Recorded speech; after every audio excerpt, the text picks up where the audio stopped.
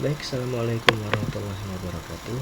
Nah, kita akan membahas tentang konsep bangun ruang. Nah, konsep bangun ruang yang kita bahas ini mencakup pada bangun ruang matematika SD. Namun materi ini diperuntukkan bagi mahasiswa dan guru-guru SD. Jadi mungkin materi yang akan disampaikan bahasanya nanti akan berbeda dengan yang disampaikan di SD. Oke, kita mulai. Nah, bahasan yang akan kita bicarakan pada konsep bangun ruang ini adalah tentang bidang banyak dan bangun ruang.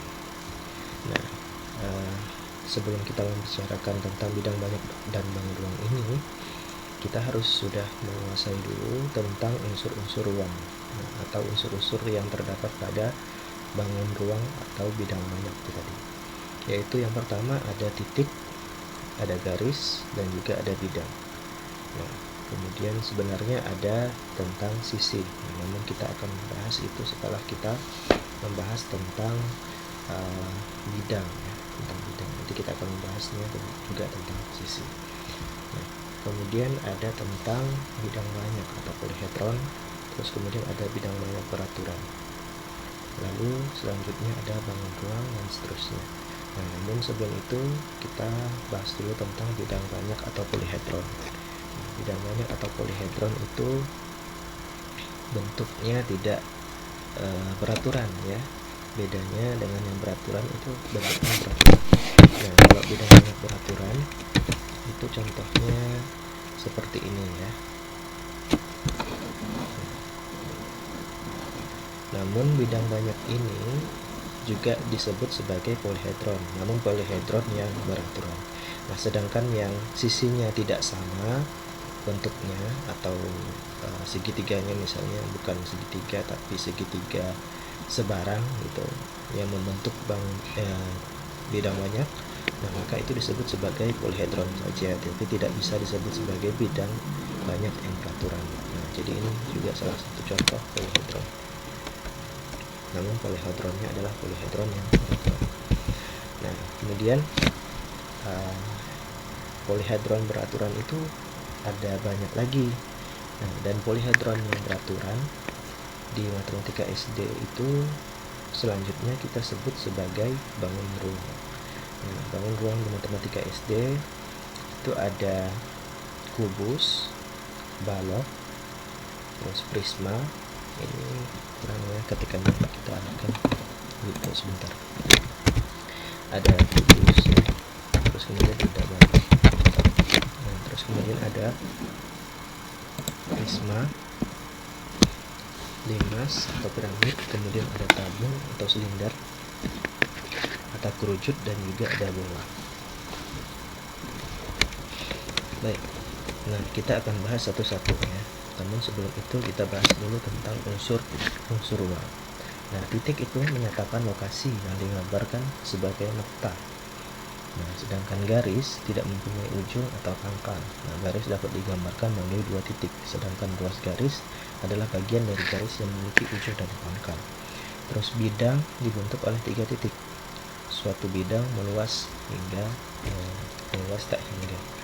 Nah, kemudian nanti kita akan bedakan yang mana bidang, yang mana sisi. Nah, jadi ada lagi yang namanya sisi. Nah, sisi adalah sisi ini. Nah, sisi adalah bagian dari bidang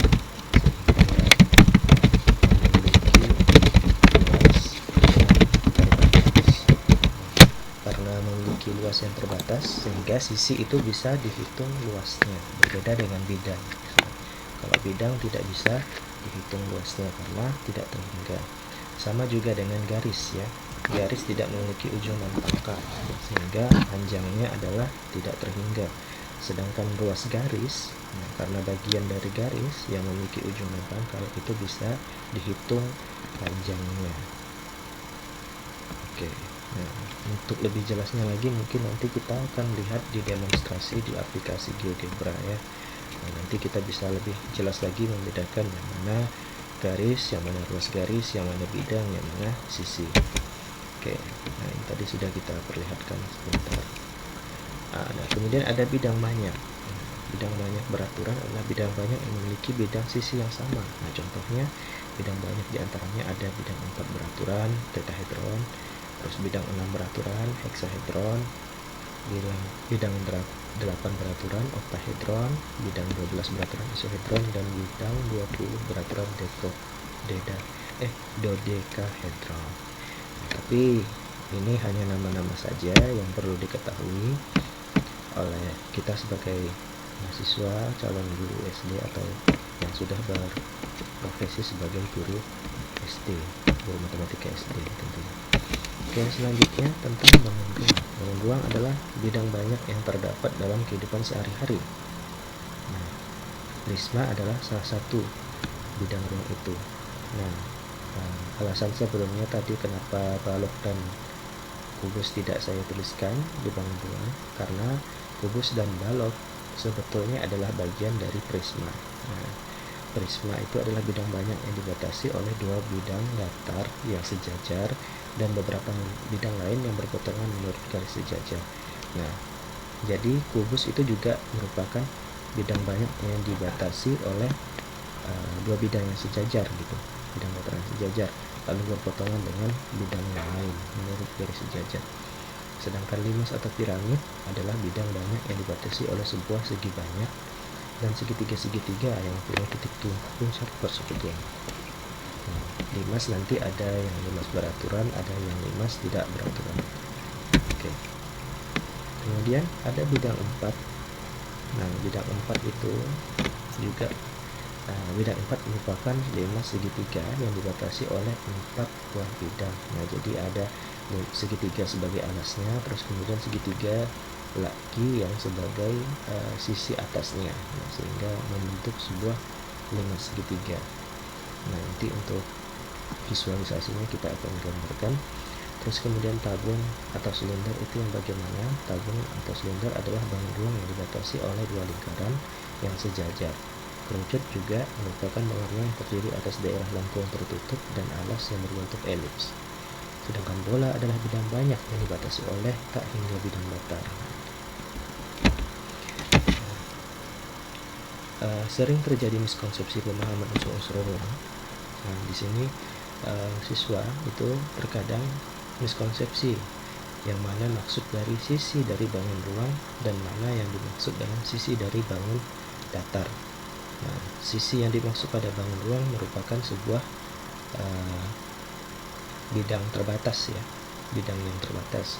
Sedangkan sisi pada bangun datar itu merupakan sebuah ruas garis. Nah, jadi itu yang kadang terjadi miskonsepsi. Ketika kita sebutkan sisi dari kubus, maka terkadang mereka miskonsepsi, salah pilih. Terkadang yang dipilihnya adalah rusuk.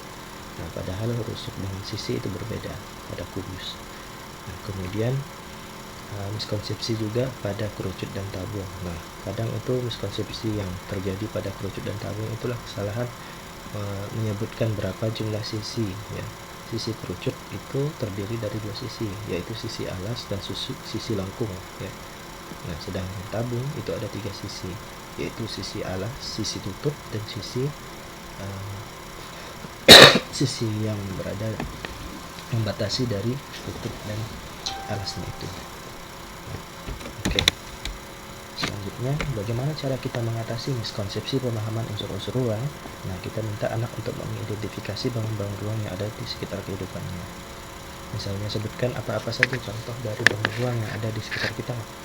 Misalnya, paling mudah ditemukan mereka adalah balok. Nah, balok itu kan mirip dengan bangunan ya, bangunan. Contohnya ruang kelas yang berbentuk yang tanpa tutup, yang tanpa atap ya. Ruang kelas yang tanpa atap itu kan berbentuk seperti balok. Terus kemudian ada bola. Nah, kadang juga ada prisma ya, atap dari bangunan itu kan berbentuk dari prisma segitiga gitu. Nah, itu mungkin yang bisa kita identifikasi, terus kemudian kita siapkan beberapa bangunan konkret yang ada di sekitar mereka. Kalau misalnya mereka kurang mampu mengidentifikasi bangunan-bangunan ruang yang ada di sekitar mereka, terus kemudian minta anak untuk menyebutkan nama-nama bangunannya serta unsur-unsur pada bangunannya. Nah, disitulah nanti kita mengetahui apakah anak ini terjadi miskonsepsi atau tidak. Nah, disitu juga ketika terjadi miskonsepsi, maka kita dapat mengkonfirmasi bahwa yang mereka sebut sebagai sisi ini bukan sisi, tapi ini adalah luas atau rusuk. Nah, bisa seperti itu.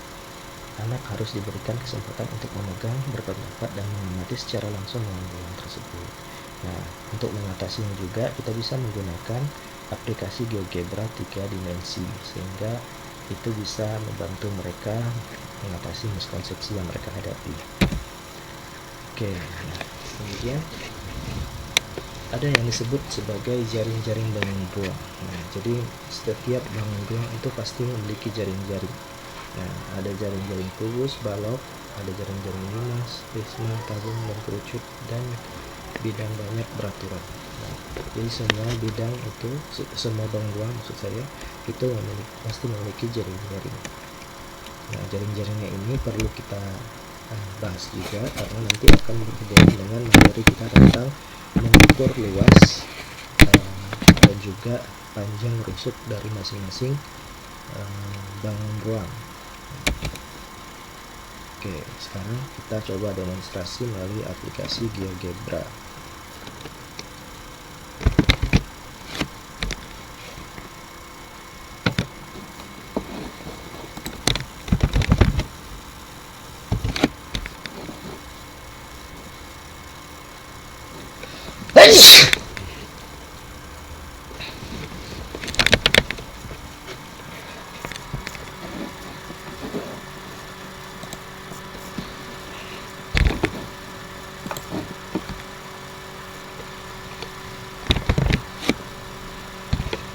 Oke, sekarang kita sudah di aplikasi GeoGebra.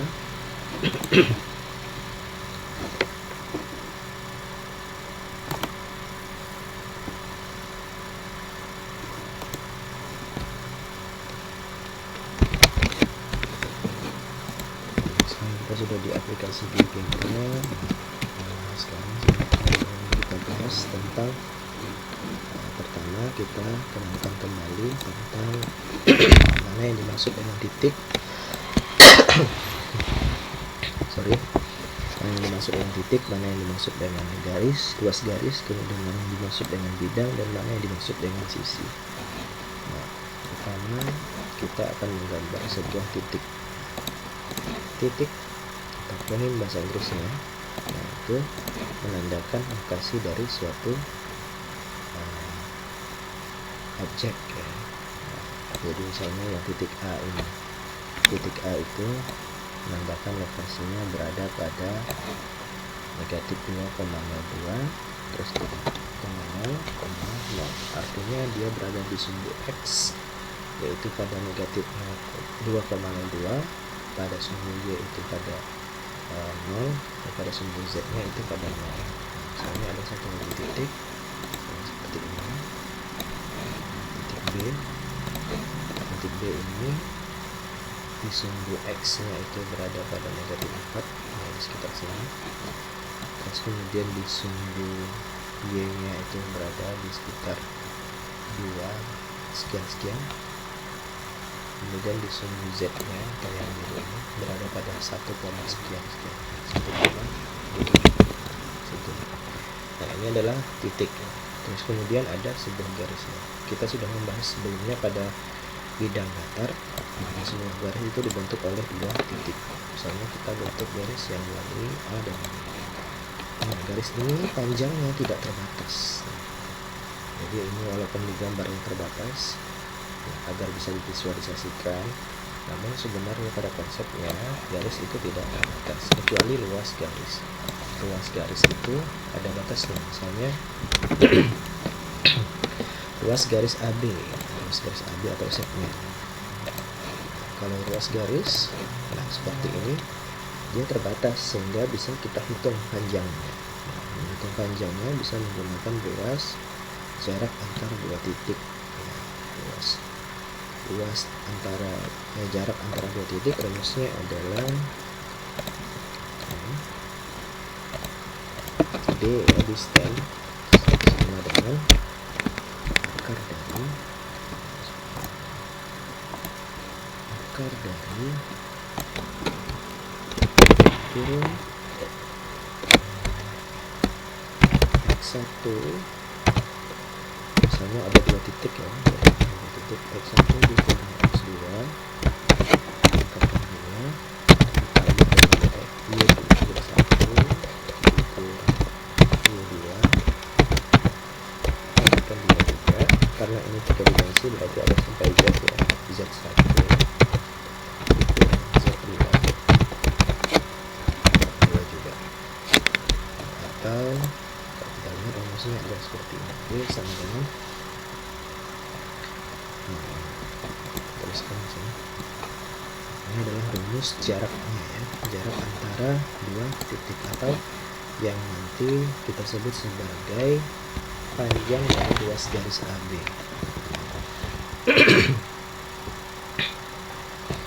Oke, nah ini tentang garis dan ruas garis.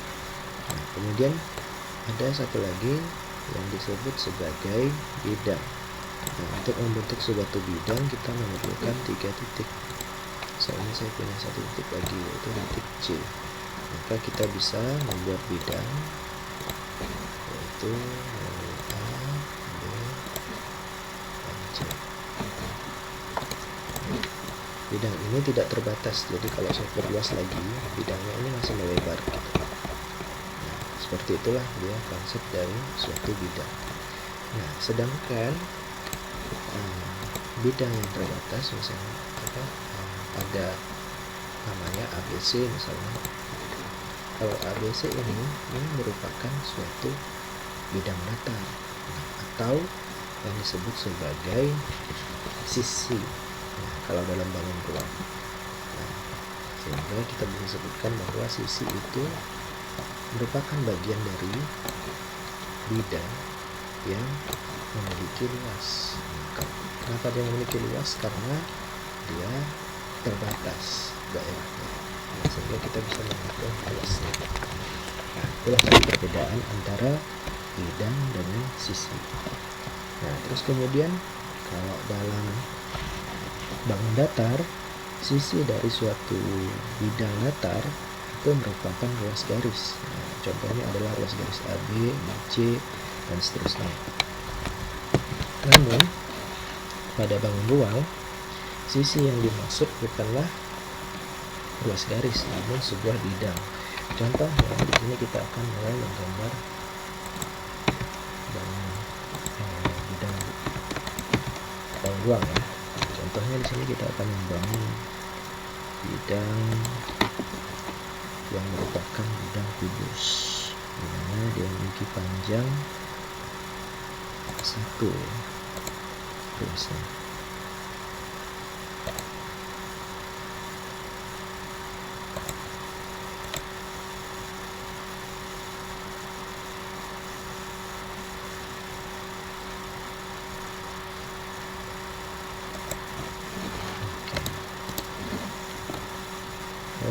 Sorry, ini agak kacau gambarnya. Saya hapus dulu. Kita akan membuat menggunakan cube saja. Oke. Nah, ini adalah kubus yang sisinya adalah satuan panjang rusuknya. Maksud saya bukan sisinya, tapi rusuknya. Nah, sisinya juga 1 sih, karena ini kan luasnya 1 ya, sehingga luas dari sisi kubus ini, salah satu sisinya yaitu 1 dikali 1, karena berbentuk persegi kan ya, jadi satu satuan atau satu persegi gitu. Nah, jadi kubus ini memiliki sisi yang berupa persegi, ke-6 sisinya merupakan persegi. Nah, itulah yang disebut dengan kubus. Nah, kubus ini juga merupakan salah satu dari bidang banyak beraturan. Kenapa disebut bidang banyak beraturan? Karena setiap sisinya memiliki bentuk yang sama, bentuk dan luas yang sama. Jadi ini juga merupakan bidang banyak beraturan. Bidang banyak beraturan segi 4. Banyak beraturan segi 4. Nah, lalu kubus ini memiliki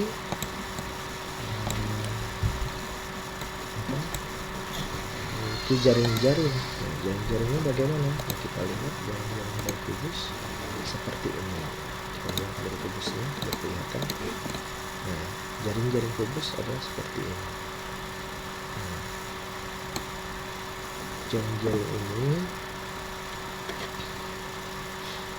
akan terbentuk bila kita tutup. Nah, jadi bidang jaring-jaring ini apabila kita temukan setiap titik sudutnya, maka dia akan membentuk sebuah kubus. Maka jaring-jaring ini merupakan jaring-jaring kubus. Seperti itu. Kita harus mengetahui jaring-jaring kubus supaya kita bisa menghitung dan mengerti konsep kubus dengan benar. Nah, karena itu simulasi seperti ini juga penting.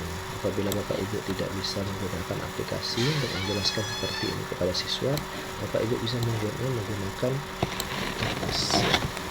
kertas yang dipotong yang membentuk belanjaan, kemudian kita tambahkan titik-titiknya. Oke, ini tadi tentang kubus ya. Setelah kita membahas tentang kubus, kita akan membahas tentang balok. Balok juga sama ya. Contohnya di sini kita akan membuat balok. Nah, untuk membuat balok saya bisa menggunakan extrude.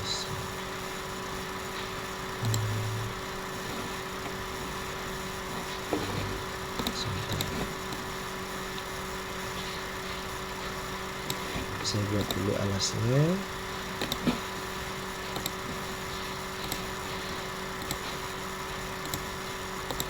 Terus kemudian baru kita extrude ya.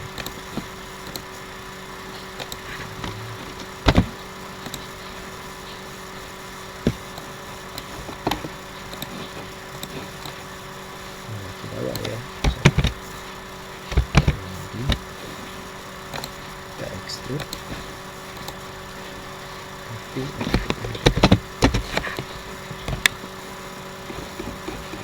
oke.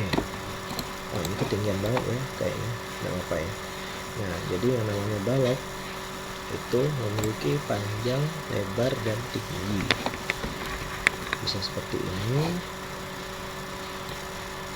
atau kita pendekin dikit ya, segini lah, atau kita pendekin lagi. Nah, ini merupakan sebuah balok. Nah, kalau kita mau melihat jaring-jaringnya, maka jaring-jaringnya seperti ini. Nah, ini adalah jaring-jaring dari suatu balok. Nah, apabila kita angkat atau kita temukan titik-titik sudutnya, akan membentuk suatu balok. Balok ini juga merupakan suatu bidang banyak, tapi bidang banyak yang tidak beraturan, karena masing-masing sisinya ada yang berbeda luasnya ya. Meskipun sama-sama persegi panjang, tapi luasnya berbeda-beda.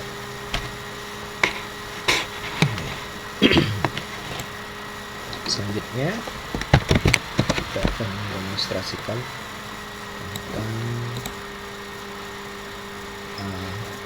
itu apa, piramid ya. Untuk membuat piramid kita bisa membuat alasnya dulu. Misalnya alasnya saya buat segitiga yang sama sisi ya. Nah, misalnya seperti ini. Terus kemudian kita mau membuat menjadi piramid.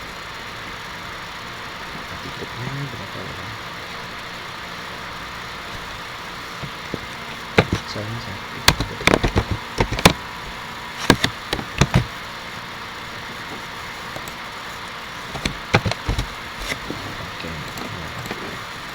karena tingginya 1, maka ini segitiga prismanya, limasnya maksud saya, limas atau piramidnya membentuk seperti ini. Nah, limas dan prisma itu berbeda. Kalau limas itu dia seperti piramid, sedangkan prisma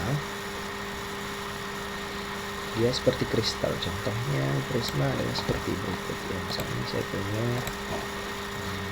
segitiga ya, alasnya segitiga.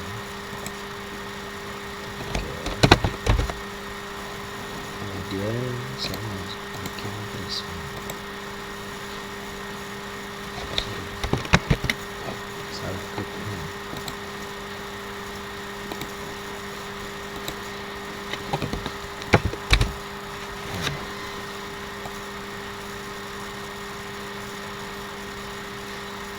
Prisma seperti ini. Nah, makanya tadi saya bilang di awal, kalau prisma itu bisa maksud saya kubus dan balok itu juga termasuk dengan prisma, karena prisma ini kan bergantung pada alasnya. Kalau alasnya berbentuk persegi dan sisi-sisinya dan tingginya itu sama dengan panjang dari rusuk persegi alasnya, maka dia akan membentuk suatu kubus. Kalau misalnya tingginya berbeda, terus kemudian alasnya berbentuk persegi panjang misalnya, itu akan menjadi balok. Nah, kalau alasnya berbentuk segitiga dan memiliki tinggi tertentu, maka dia akan menjadi prisma yang seperti ini, prisma segitiga. Nah, bisa ada juga nanti prisma segi lima dan seterusnya. Nah, masing-masing dari prisma ini juga memiliki jaring-jaring ya, jaring-jaring prisma itu bergantung pada bentuk alas dan tingginya. Nah, kalau alasnya berbentuk persegi segitiga ya jadinya seperti ini bentuknya. Oke, terus kemudian yang limas atau piramid itu bentuknya seperti ini. Dan limas atau piramid itu alasnya nggak cuma berbentuk segitiga ya, ada juga yang berbentuk segi 4, ada juga yang berbentuk segi 5. Ini konsep tentang jaring-jaring ya. Sedangkan jaring-jaring kerucut dan jaring-jaring kerucut dan bola atau bidang segi N beraturan dan tabung juga ya. Nah, itu nanti bisa kalian searching di YouTube sendiri ya, jaring-jaringnya, karena di GeoGebra ini tidak bisa langsung memvisualisasikan bentuk jaring-jaring dari tabung dan kerucut dan juga bola, karena itu perlu dibikin terlebih dulu. Oke. Kemudian selanjutnya setelah kita bahas tentang jaring-jaringnya, nanti kita akan membahas tentang luas dan juga volume. Nah, apa itu luas dan volume nanti akan kita bahas, dan masing-masing dari bangun ruang itu memiliki rumus yang berbeda. Nah, sebelum ke volume, mungkin nanti kita akan membahas tentang luas dan keliling yang berada pada bangun datar dulu ya. Jadi kita akan bahas tentang luas dan keliling bangun datar, terus kemudian kita akan bahas tentang luas dan volume bangun ruang. Nah, itu mungkin akan ada 2 video berikutnya ya. Oke, video yang kali ini cukup sampai sekian dulu. Apabila ada kekurangan saya mohon maaf. Assalamualaikum warahmatullahi wabarakatuh.